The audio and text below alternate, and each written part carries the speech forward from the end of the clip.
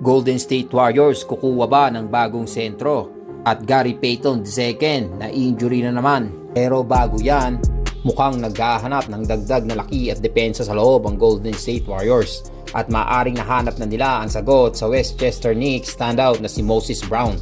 Sa kasalukuyan, ang tanging tunay na big man ng Warriors ay ang rookie na si Quinton Post, isang 7-footer na unti-unting gumagawa ng pangalan bilang starting center ng kupunan. Gayunpaman, may kakulangan pa rin sa interior presence ng Warriors, lalo na si Trey Jackson-Davis ay nawala na sa regular rotation, habang si Kevon Looney ay hindi na ang pangunahing sentro ng kupunan. Sa kanyang huling 30 laro, nag-average si Post ng 9.3 points, 4.2 rebounds at 2 3-pointers kada laro, kasabay ng matibay na rim protection. Ngunit sa kabila ng kanyang pag-unlad, nananatili ang pangangailangan ng Warriors para sa mas malakas at pisikal na sentro na kayang makipagsabayan sa malalakas na big men ng liga. Dito pumapasok ang pangalan ni Moses Brown, isang 7'2 na big man na kasalukuyang namamayagpag sa G-League. Nagpapakita ng kakaibang husay si Brown sa G-League, kung saan nag-average siya ng 17.9 points, 16.2 rebounds at 0.9 blocks bawat laro para sa Westchester Knicks. Ipinakita rin niya ang kanyang potensyal sa NBA nang magkaroon siya ng pagkakataong maglaro para sa Dallas Mavericks ngayong season. Sa 4 na laro para sa Dallas, 2 rito ay kanyang inumpisahan. Nag-average siya ng 11.8 points, 7.8 rebounds habang kumukonekta sa 72.4% ng kanyang tira mula sa field. Ang kanyang laki at pagiging agresibo sa ilalim ng basket ay isang bagay na kulang ngayon sa Warriors. Hindi tulad ni Post na mas kilala sa kanyang shooting at finesse style, si Brown ay isang tradisyonal na big man na kayang makipagsabayan sa pisikalan sa loob. Sa kasalukuyang rotation ng Warriors, wala pang sentrong may ganitong estilo ng laro, kaya maaaring ito ang sagot sa kanilang depensibong pangangailangan. Kung makuha ng Warriors si Moses Brown, isa itong magiging matalinong hakbang mula sa kanilang front office.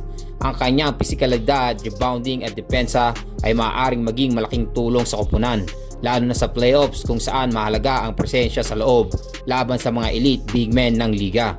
Bukod pa rito, sa edad na 25, gutom si Brown na patunayan ang sarili at maaaring maging isang valuable asset sa sistema ng Golden State. Habang patuloy na naghahanap ng tamang formula ang Warriors para sa kanilang kampanya ngayong season, maaaring ito na ang pagkakataong nilang magdagdag ng isang matibay na big man sa kanilang lineup.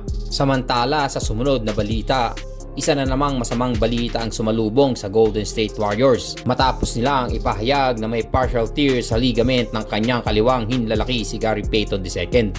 Ang injury ay natamo ni Payton noong Martes sa kanilang 112-86 na pagkatalo laban sa Miami Heat. At ngayong Webes, kinumpirma ng kupunan ang seryosidad ng pinsala.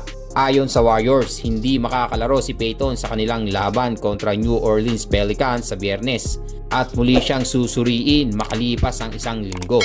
Bago ang injury, nag-average Payton ng 6.6 points, 3 rebounds at 1.3 assists sa loob ng 14.9 minutes kada laro. Sa kanyang huling 7 laro, umangat pa ang kanyang produksyon sa 12 points kada laban, kaya't malaking kawalan nito para sa second unit ng Warriors. Sa kabila ng sunod-sunod na injuries, kailangang mag-adjust ng Warriors upang mapanatili ang kanilang playoffs hopes. Magiging hamon para sa kanila ang bumangon mula sa kanilang recent struggles, lalo na sa paparating nilang laban kontra Pelicans.